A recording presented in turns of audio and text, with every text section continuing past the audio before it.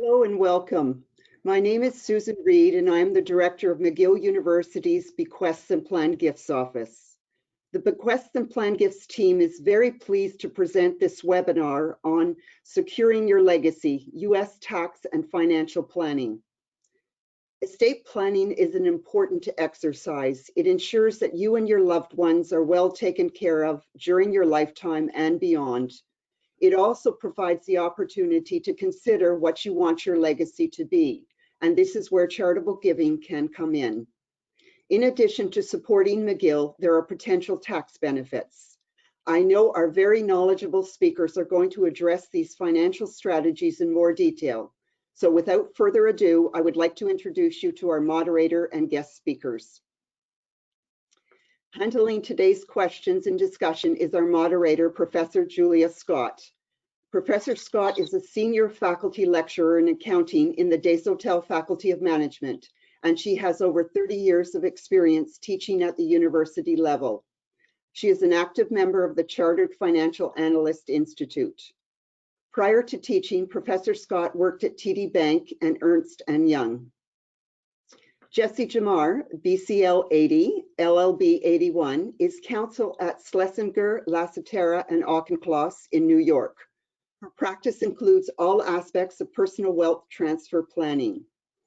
Jessie focuses on estate, gift, and charitable tax planning for families and individuals of all ages and wealth levels.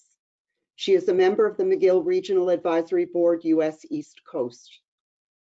Jordan Waxman, BA 86, LLB 91, BCL 92, is the managing partner of Nucleus Advisors, a private wealth planning and management firm in New York.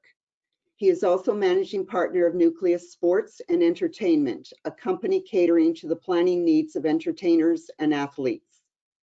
Jordan is a longtime McGill volunteer, serving as president of the Friends of Mcgill University, Inc., as well as a member of the McGill Law Faculty Advisory Board, the McGill University Regional Advisory Board, U.S. East Coast, and the university's Leaders Alliance. He is a former lecturer of McGill University's law faculty. If you have any questions that you would like to ask the speakers during the course of this webinar, please submit them in the chat box. We will do our best to answer as many as we can during the session. So with that, welcome again to all. I'll now turn the presentation over to Professor Scott. Thank you, Susan. Thanks for that introduction. And let me add my welcome to Susan's words of welcome to the seminar today. There's a lovely light snow falling in Montreal. I'm sure campus looks gorgeous, but of course, none of us are on campus today. So I'm happy to be here. We've had a couple of questions come in. I thought we might clear up some things before we get started on the speakers. One question that was recurring was, if I make a gift to McGill, does that qualify with the IRS? And so I think, Jessie, you have the answer to that.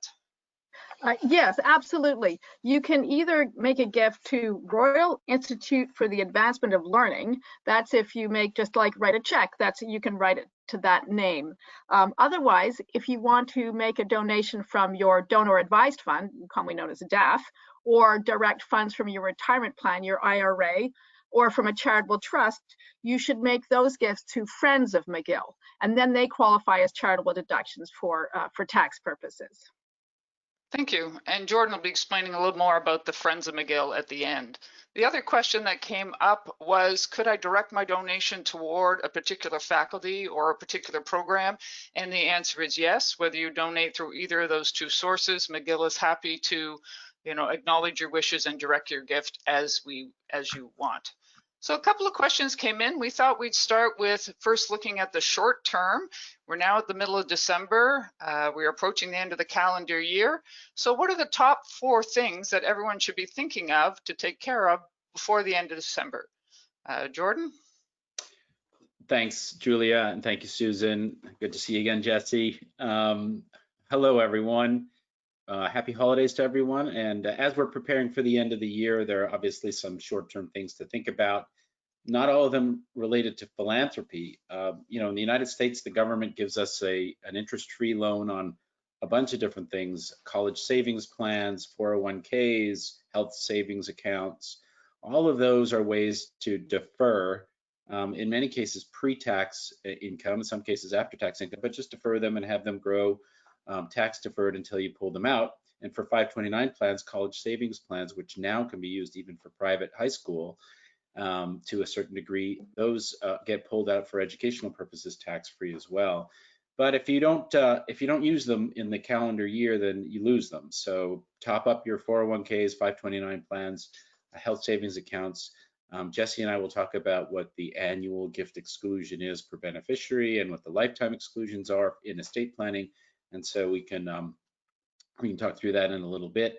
The other thing I would think about is if you're going to give to charity and you want to put it either in a donor advised fund and a foundation or directly to charity, if you don't do it by December 31st, then you lose the tax deduction in the current year. You'll have to use it in the following year. So I would get that done in the month of December if possible. Great, thanks, Jordan. So that covers the short term. Let's move a little bit to long-term planning. Estate planning often means having a will, but it's much more than a will. Maybe, Jessie, you can tell us why estate planning is so important and what are some of the factors people need to consider even before meeting their professional advisors. Sure, absolutely. I have seen so many instances where estate plans have not been well thought out, and the result is messy, expensive litigation. For example, planning for blended families often ends up in disaster because the person who dies doesn't realize that so much resentment will come to the surface and cause everyone to fight. Money can bring out the worst in people, unfortunately. The following are critical decisions. Who are your beneficiaries? How should your assets be divided among them? Will you leave your assets outright or in trust? If you have young children or grandchildren, you will probably want to leave assets in trust, either for their lifetime or until they have reached a certain age. If you are part of a blended family, you may want to leave assets in trust to avoid disputes among family members. Who should you name as executors and trustees? They will play an important role in managing your estate and distributing your assets. If you have young children, who should you name as guardians? What are the tax consequences of your plan? How might you be able to reduce your taxes? And do you want to leave any money to charity? I think these are some of the things that are really important to spend some time thinking through and talk about with your spouse and maybe other family members as well. And let me add just a quick note to Jessie's comments. The first is that I have many clients who see to it that they see an estate planning attorney and draft documents or follow a plan that we've helped them to articulate, but they don't sign the documents. And so the really simple thing to remember is if you don't sign it, it's not in effect. So you have to actually see it through to the end. The other thing, I mean, Jessie alluded to it, is that paying the government any part of your estate is in large part voluntary, in the sense that you can plan around this either by creating liquidity through life insurance policies outside of your estate to cover the estate, the part of the estate that's lost to estate taxes, or just by giving money to charity in your estate and reducing the amount that's taxable to the government. The laws change from time to time, the exemptions change from time to time, so that you have to have a current dialogue with your estate planning attorney and a flexible enough plan to be able to accommodate changes in the tax code as they come. Absolutely. We suggest to people that that they review their estate plan at least at some part every couple of years. And then we do try to alert clients as to when there are tax changes that they need to consider. But absolutely, it's something you want to stay on top of regularly. Thank you. Those are great points, to plan, to talk to your advisor, but also to talk to the people involved in your plan. Jessie alluded to, you don't want to leave fights or disagreements after you're gone. So you want to make sure you have all those loose ends tied up. Perhaps you could give us some examples of different asset classes that would make up a person's estate and what they should do to make sure those different assets would have a smooth transition. Jordan? Well, they take all forms, from real estate to liquid assets to illiquid investments. If there are inherited assets that people want to potentially either disclaim their interest in or pass those along, to others. But currently the way that the United States estate tax or the regime works is that, as of today anyway, any individual in the United States can gift, either while they're alive or at death, $11.58 million they can exempt from their estate. So a couple, is over $23 million. Now, there's a new sheriff coming into town in the White House, and although much may depend on whether the last two senators in Georgia are Democrats or Republicans, we'll know that in January.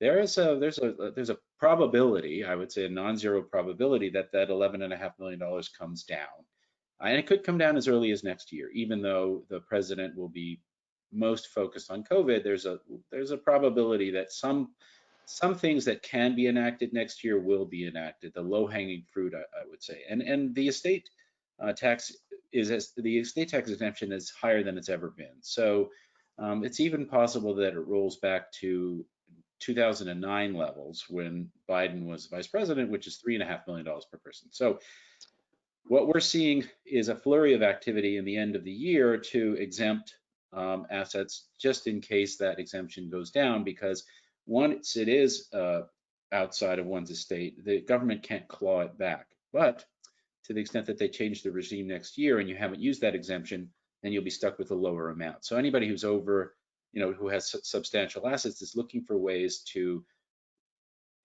either gift or sell or somehow get them out of their estate. There are different techniques to be used there.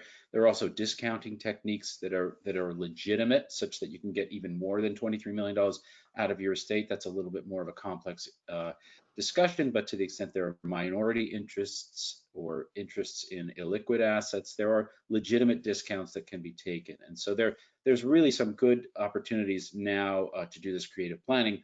Unfortunately, it's the second week in December, but fortunately, it's the second week in December. So you still have to get something. You still have a little time. Yeah, if you are concerned, some people are concerned that a tax bill like that will be retroactive to some point in January. So if you are concerned about that, you should certainly start planning it really quickly.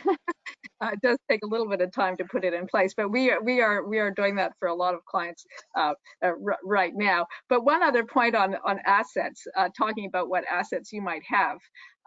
Just wanted to say New York State holds over $16 billion in unclaimed assets, okay? So it's really important to have a list of what assets you own, all the accounts, all the bank accounts, investment accounts, retirement plan accounts, trust accounts, life insurance policies, whatever, all the collections, art collections, jewelry collections, etc., that you have, and make sure someone knows where that list is and how to find those assets. It's terrible how many clients we have where a family member 3 years, 4 years, 5 years after they've died said, oh, by the way, I went on to unclaimed asset website, and guess what? There's $400,000 in a bank account nobody ever knew about. So just something to keep in mind on assets. Right, and today, there's really no excuse for not having that information close to hand, because you have, many. Well, my estate planning attorney down here in Florida asks me to upload everything into a portal. We as wealth managers have digital data vaults that are portals that you can upload all these documents in, store everything. So attorneys, CPAs, wealth managers, they all should be coming out with this. And if everything you have is in a box, make sure it's waterproof and fireproof, because things get damaged in floods and they disappear. I think the days of having physical certificates for stocks is probably over, but it may not. We've seen shoe boxes full of stock certificates that need to be registered and turned into digital form and so on. So the other thing, the other asset that people have, and that they may not necessarily be using, Julia, is the benefit of life insurance, the death benefit in the life insurance policy. So it could be that the beneficiaries of life insurance policies are already taken care of in so many other ways. And so that is actually an asset that you can use in different ways. You can either give to different beneficiaries, change the beneficiaries on the life insurance policy, or pay it to charity, give the benefit to charity. And McGill is McGill that's called a legacy gift to charity, and McGill was founded by a legacy gift 200 years ago, and so the university is embarking on a challenge called the 200 for 200 Legacy Challenge, and the goal is to have to secure 200 legacy gifts by December 31st of next year, 2021. And so, the benefit of a life insurance policy or a charitable trust are just two of the ways to make a legacy gift. Great. So those were good strategies. Get yourself in order. If you're not at the $11.5 million problem, are there strategies for the lower, perhaps wealth people in the audience today that you would recommend? Jessie, Well, for charitable, yeah, sure. Well, for charitable giving, you can just write a check for $500 or $5,000. You don't have to give large amounts. Any amount is great. And then for strategies to help family members, et cetera, each year you can give up to $15,000 to anybody, as many people as you want in the entire world. And if you're married, you can do $30,000 per couple. So that's one way to help family members, even if you're not up to that 11 million. And it does lower the amount of your assets in case they reduce the estate tax exemption amount, which, as Jordan said, they're most likely to do. The incoming administration has made it clear that they want to lower it significantly and perhaps raise the estate tax rate. But for charitable giving, yeah, it's really easy just to write a check for any amount. Right. And since the stock market has had very strong returns over many years, there are a number of people who have individual securities in their portfolios, in their accounts, that have appreciated. And so long as that they've been held 12 months and a day, you can give those appreciated securities to charity as well. The charity gets the full appreciated amount of the security. The individual gets the full tax benefit of giving away that security, and you never have to sell it and pay capital gains tax. So it's efficient to give securities to charity. There's an interim step you can take that Jessie mentioned before, which is a donor advised fund. A donor advised fund is simply an umbrella organization oversees thousands of small charitable funds. So Fidelity, Schwab, most of the big custodians have them. There are community foundations that also have them as well. And you can set up your own family charitable fund. That's how my wife and I do our giving every year through the Friends of Mcgill. But we set up a charitable fund, and every year we look for appreciated securities that we can give into the charitable fund. Once it's in the charitable fund, once it's in the donor advised fund, that is the charitable gift in and of itself. There are only de minimis amounts that you actually have to give from there, make grants to charity. You can take your time with them. And so that's an efficient way. There are private foundations which have their own rules, and they're a little bit more expensive to administer and so on, but there are reasons to have private foundations over a donor advised fund, or you can give securities directly to the charity. Right. And another great way is an IRA. You don't have to give a lot, but if you're at least 70 and a half years old, everybody who gets a distribution from a retirement plan pays income tax on any distribution, right? If you want to avoid paying that income tax, you can direct a certain amount from your IRA to Friends of Mcgill or any other charity. You can do just $5,000, and then you don't pay income tax on that, but you also you benefit a charity. It's a great way of making donations to charity. Great. And you can spread those donations around, right? They can go to different charities from the same fund, same DAR? Yeah, absolutely. Yeah. Great. Yeah. Okay, are there any other tax examples or suggestions you could have for a charitable bequest that might mitigate or reduce some taxes? You go ahead. Well, you go ahead. Why don't you? Well, we could talk about charitable trusts. They're interesting. They're basically two varieties, although I'm sure Jessie can come up with some more. There's many of them. So yes. They basically, I mean, let's say the big categories, the vanilla and the chocolate. Let's not get into the rocky road, but the vanilla and the chocolate are charitable lead trusts and charitable remainder trusts.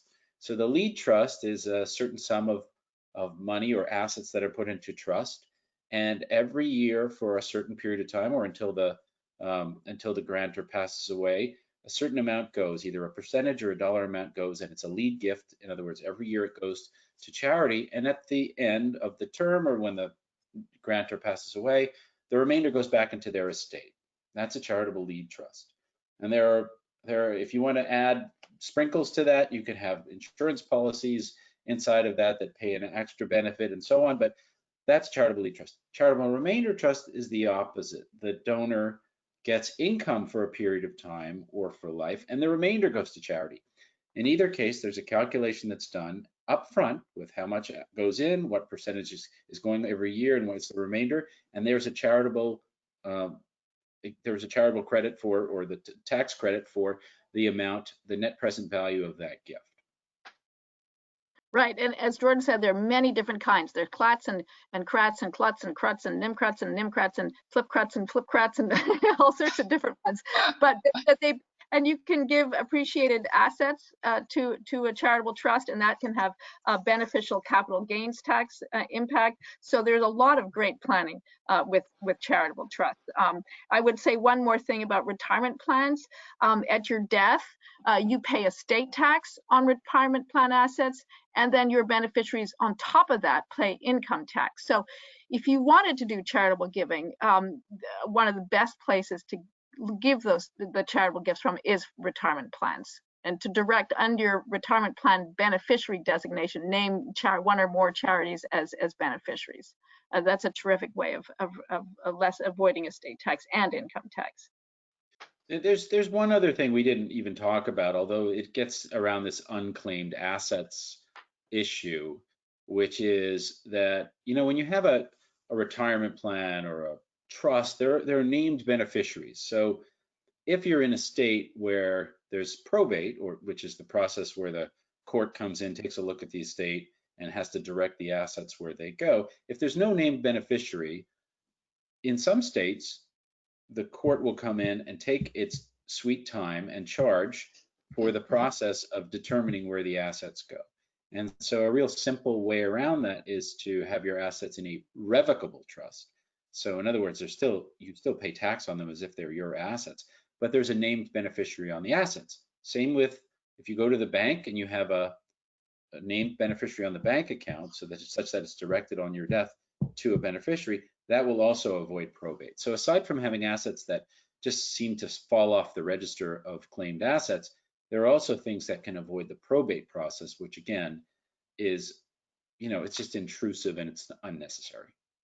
Yes, and it can take a long time, and it can be expensive, and absolutely right. That's a great way of doing it. And then Jordan had mentioned that possibly by the end of the year or early next year, you might want to transfer assets out of your estate to trusts for family members or outright gifts in order to reduce the amount of your estate. If you're creating trusts, you can add a charity as one of the beneficiaries of any trust you create, and that can reduce the trust's income taxes in going forward. So that's just one thing to keep in mind.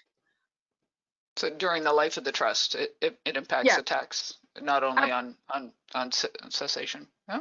So you can have a trust for benefit of family members, and then have a trust, a charity as also a discretionary beneficiary during the lifetime of the trust. So it's not a so-called charitable trust, but it's just one of the charities, one of the beneficiaries. One of the beneficiaries.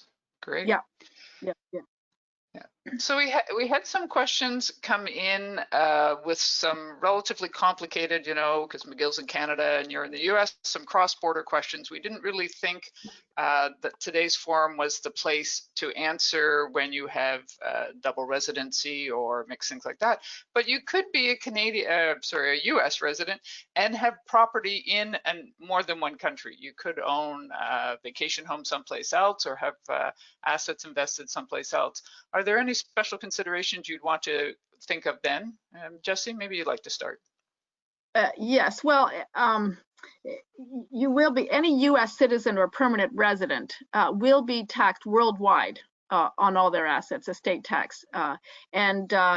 So there may be taxation with if other countries also tax you. Now, the US is party to many treaties with other countries, but you should really talk to a tax planning expert in the countries that you have that you have assets, to make sure that you reduce your taxes as much as possible. And I know there was one question about if you have a non-US citizen as a spouse of an American citizen, and how that is impacted.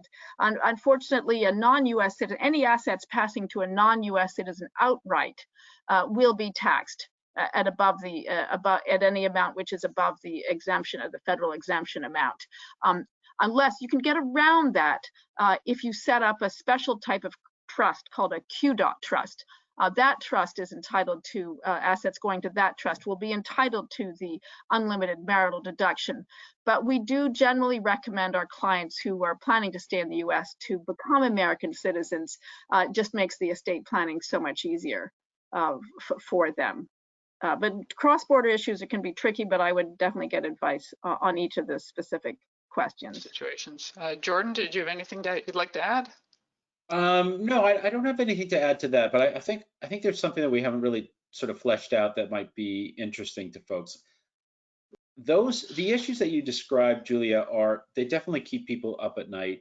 We're getting an influx of calls about people who are thinking that there's going to be a change to the tax regime. But to be frank, the more calls that I'm getting from our clients, and our clients are all of substantial wealth, are around, what's the right amount to give to my children? What's too much? Bill Gates was famous for saying you want to give to or maybe it was Warren Buffett who said that you want to give to your children enough so that they do something and not so much that they do nothing. Mm-hmm. And so there's a careful balance about that. And there's another expression in every culture that is shirt sleeves to shirt sleeves in 3 generations. Okay, which means that the matriarch or patriarch creates the wealth, and by the 3rd generation, it's squandered. And yet there are some, and most of the wealth, 70, 80, 90% of the wealth in the United States is subject to that. And yet there are some families that you can point to through history who have been successful at transmitting their wealth and their values across the generations. And so that values-based planning, that creating a family mission statement and tools and rules for the family and governance, and so on. Now, part of that comes through careful trust planning, picking people who can be advisors to children and grandchildren and so on. But really, it takes everyone in the family to have standing to create a unified mission statement, language, rules, governance, voting on various matters to make things work. And you don't have to be uber wealthy to create this.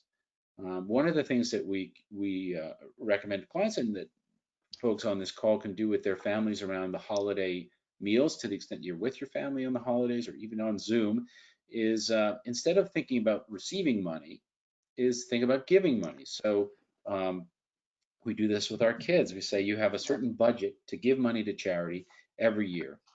And if you collaborate together, we'll double it. So $500 per person. The only catch is you have to pitch it to the family. So research the charities, make sure that they're valid charities. What is it that you want to promote? And that's what I call the sort of tip of the spear to creating a family mission statement. Here are the things that we believe in. Here are the things that we want to promote as a family. Here are the causes that we want to give to. And if education is one of them, then what does that mean? Is it education in the United States? Is it education globally? Is it for various programs, specific programs? Is it health? What does that mean? So to me, that dialogue around what is the purpose of wealth and what is the purpose of your family's wealth? What's the financial capital you have? What about your social capital? What are your responsibilities of wealth? That, I think, is a bigger conversation. Needs to be facilitated by someone outside the family, unfortunately, because of all the emotion that goes on inside the family. But I think that's an interesting variable that you can bring into your own families. Yeah, I know we did the same thing in our family when our children were younger, that at this time of year when we were donating, said, this is the amount of money and you get to select, and they would look around and pick different charities. It was a good way to get them started in it. It was an excellent teaching tool. Jess, did you have something you wanted to add? Well, I was just saying that I think discussing your estate planning along with everything else is a great thing to do, is to make that, help your family members understand why you're planning, what you're planning, and if you are making charitable gifts, why are you doing that, to what organizations and for what reason. I think it's a really helpful thing to do. Great. So I'll just remind you again, if you're out in the audience, that if you have some questions, if we've raised something then you wanted a little more clarification on, feel free to use the chat to come in, and we'll be able to have some time here at the end to answer those questions. Are there any, I'm starting to wrap up here, are there any potential pitfalls that people could fall into when leaving a charitable gift? Jessie, you want to try that? Well, as I said before, you've got to get the right name of the charity. Not many people will know that McGill is actually the Royal Institute for the Advancement of Learning. Also, a lot of charities have, sorry? You said we can search that on the website, right? If you search it under that way, it'll come up. There's publication 78 that the IRS puts out, and it will give you the name of every charity, but it's incredible how many charities have very similar names. So just make sure you get the right one. And then, if you're giving from a retirement plan or a DAF, is it a different name that you have to give to? Then you have to make sure that the charity qualifies under the Internal Revenue Code rules as a qualified charity for tax purpose. I mean, if you do want to get a charitable deduction, if that matters to you. And have that done by the end of the year, right? They have to be done by December 31st. Yes, that's right. Yeah. Jordan, do you have anything you'd like to add? No, I think we've covered it all. We've talked about the importance of having a plan, of talking about it with your. Make sure you sign the document. Signing the document. We're talking about it not only with the estate planners, but with your family. Try to reduce the conflict thereafter. Here we do have a question coming in. I have my glasses on to read the questions here. If you're a resident of the U.S. but still hold an RRSP or RIF, can you use that to distribute funds? Oh, I think that was one of those cross-border ones that we weren't really sure we had the expertise to address yet. I think we'd have to bring in a Canadian tax person on that. I think with the RSP and the RIF. Yeah, I'm afraid I'm not familiar with that. Even as a Canadian CPA, I wouldn't want to try that one off the cuff and think that. I mean, your RSP, you can't give from your RSP. You have to roll that into a RIF, and then you'd have to look into that. So yeah, I don't think we're positioned to answer that one today. What are the tax consequences of one spouse dying and the deceased is not a U.S. citizen? So we talked before about leaving things to a non-American citizen, and that you were encouraging people. So this is the flip side. If the person if the spouse that dies is the non-U.S. resident. Well, are they resident or just not a citizen? Because if they're a permanent resident in the U.S., their assets are subject to U.S. estate tax, whether or not they're citizens. And their rules in this scenario is saying if they're not a U.S. citizen. So presumably they're resident, they've been living down there. Yes, if you are a permanent resident or domiciliary, and there are very specific rules on whether you qualify as that type of resident or as a domiciliary, then your assets will be subject to U.S. estate tax. But then you take advantage, of course, of the exemption amount and the marital deduction if your spouse is a U.S. citizen. So that's the answer to that. Right, and I've had clients who have international clients who were not U.S. citizens but had property in the United States, real estate or other property, and that itself can be subject to estate tax. Just the property property that's not exempted. So again, careful international planning is important, and again, signing those documents is critical. Yes, and when you do sign your will, don't put it in a locked safe where nobody has the combination. Okay, that doesn't help. And don't keep all your assets in password protected places where, again, nobody has that password. So yeah, absolutely, sign the documents, but do careful planning, especially international clients. I think that's right. Do you have any tips on where you would store your password or who you would have give the access to? What do you advise clients?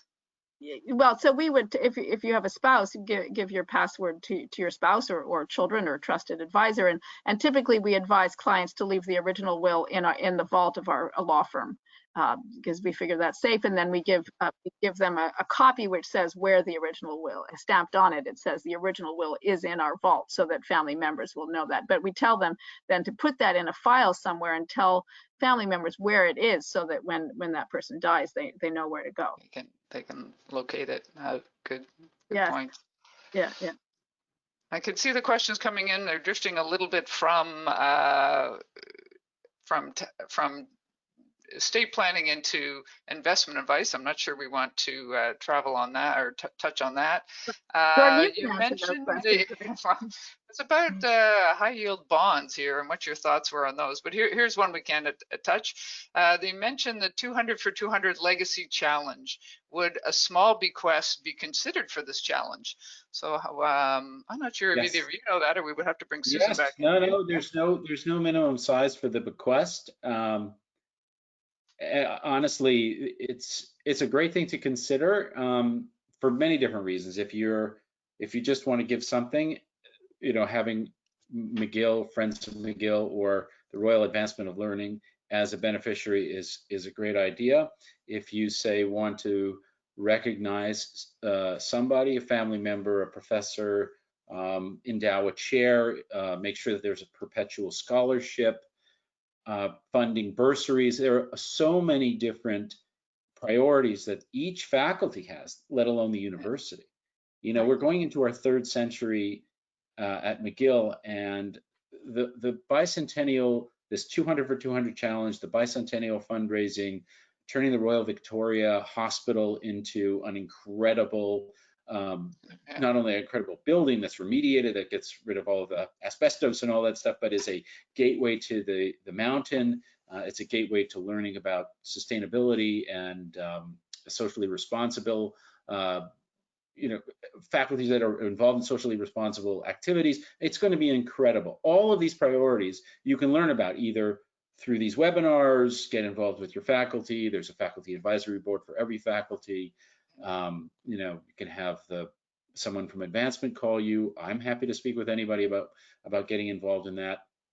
A good way, I know I've done it in a program I was involved in for young grads or recent grads that don't have a lot, is to try to set up a class challenge. Say, if we all gave, then our year or our class would be able to generate a little more impact than just giving out of their own, and being able to put, so small legacies or small gifts can add up and make an impact. Totally. $100 is fine. $1,000 is great. Yeah. And so if you have questions or you're having trouble finding, the place to give to, don't hesitate to email. McGill, Susan at the beginning, the director of donor, bequests and giving, will be happy to answer any questions. There's information on the website, so you have access to all that. Actually, I wanted to ask you, Jordan, if you could talk a little bit about the Friends of McGill. We referred to that earlier as a way to do it. Can you tell us a little bit more about its purpose and Sure. how people might donate to that? So the Friends of McGill is not new. It's 75 years young this year. We're having our Diamond Jubilee at the same time that McGill is celebrating its bicentennial. And it was established primarily for US donors. So as an alumni outreach, an ambassadorship outside of Canada, a way to keep in touch with alums and have them have an outlet for giving. And what we found is there are thousands and thousands of alums in the United States, and they want to keep involved, and they want to potentially plan with some of their giving. As Jessie and I told you, there are some things like giving from your IRAs that can only be done to a US charity like McGill, Friends of McGill rather than the Royal Advancement. And there are also folks in recent years who have had property, appreciated homes in California and other places that they wanted to leave to McGill. And the only way to do that was through the Friends, because we had to actually work to sell the homes, get the money into the Friends of McGill.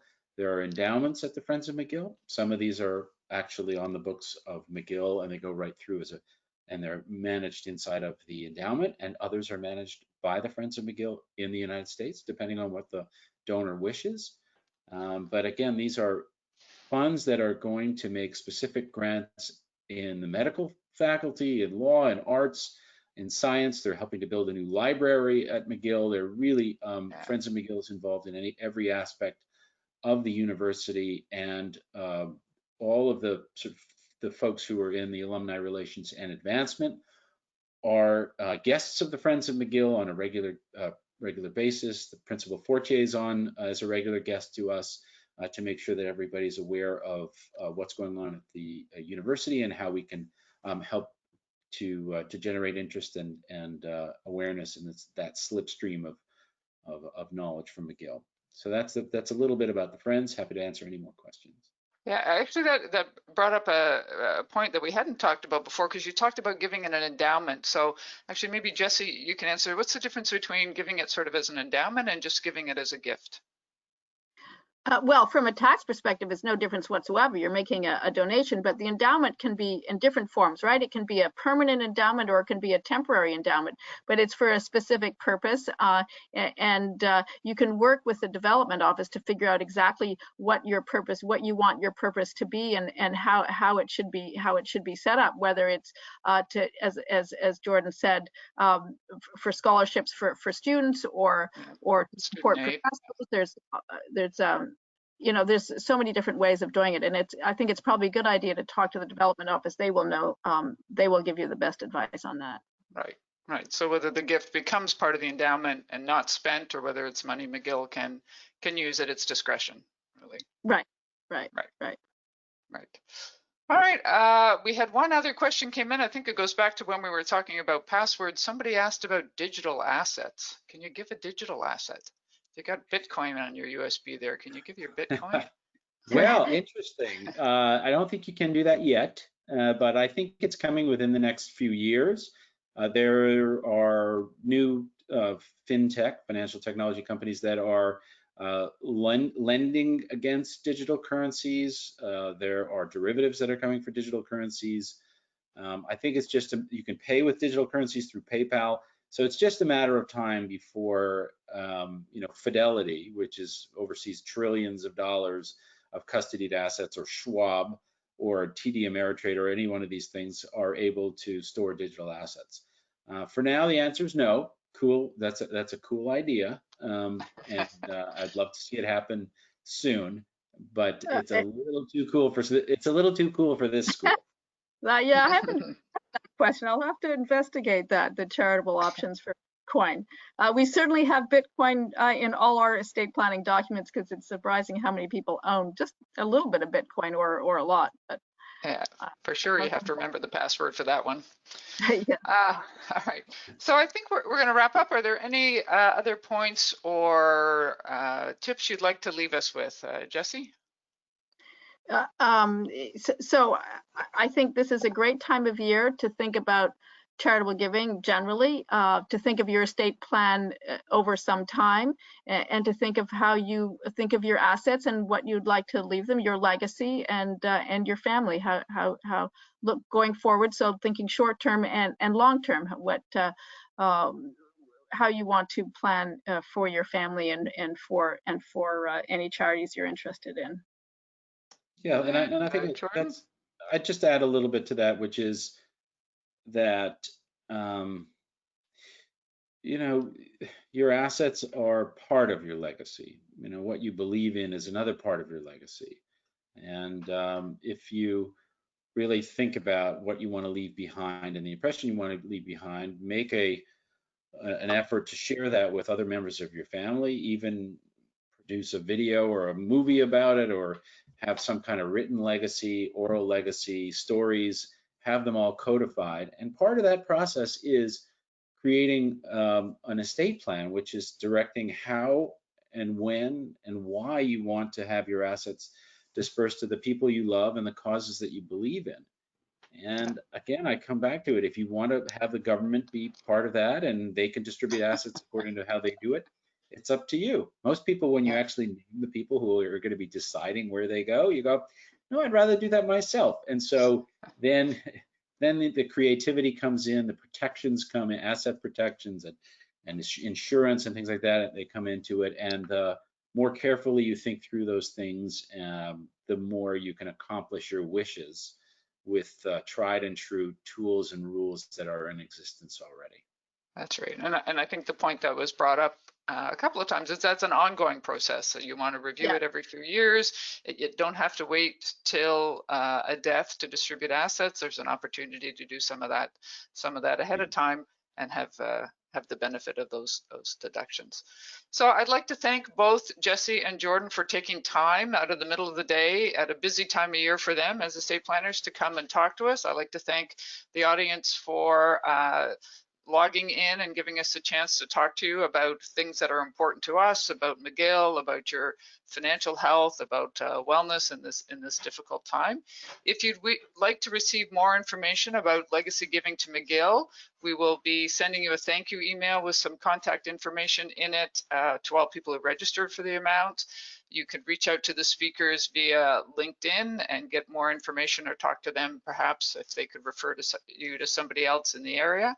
And with that, I'd like to thank you very much and wish you a very safe and happy holiday season.